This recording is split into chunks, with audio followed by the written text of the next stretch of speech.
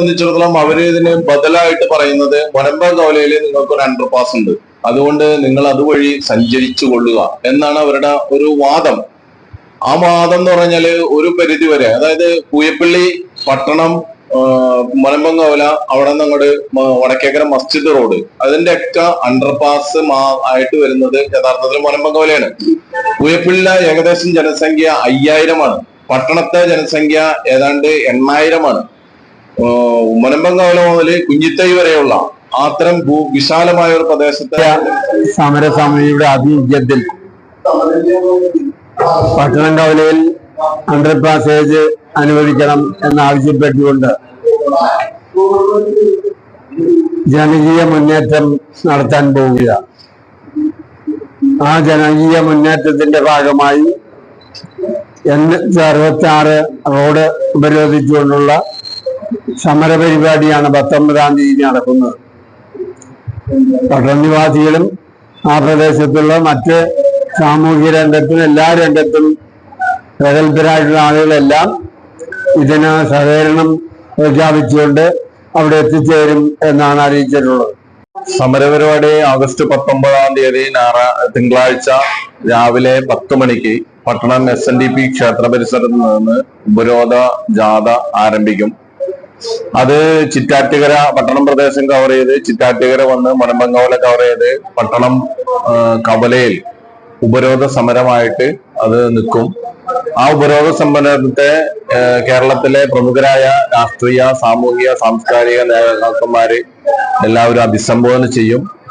ആ സമരത്തിന്റെ പ്രചരണാർത്ഥം നാട്ടുകാരുടെ എല്ലാവരുടെയും പിന്തുണയോടുകൂടി ഞായറാഴ്ച വൈകിട്ട് 4:30 ഓട്ടോ റാലി, ബൈക്ക് റാലി തുടങ്ങിയവ ഉണ്ടാവും.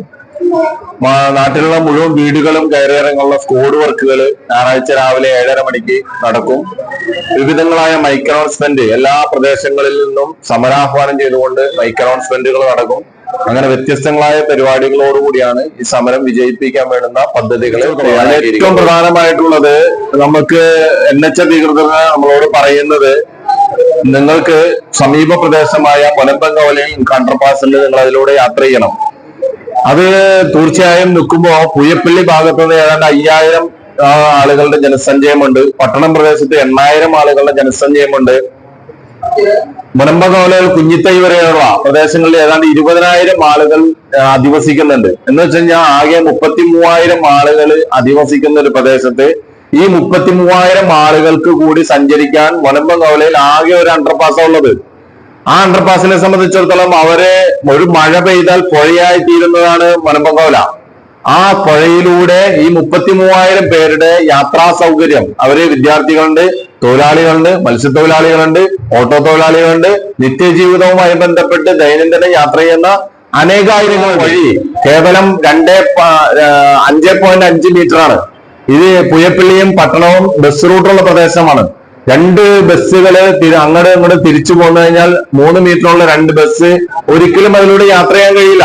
തീർച്ചയായും ബസ് റൂട്ട് നിലച്ചു പോകും.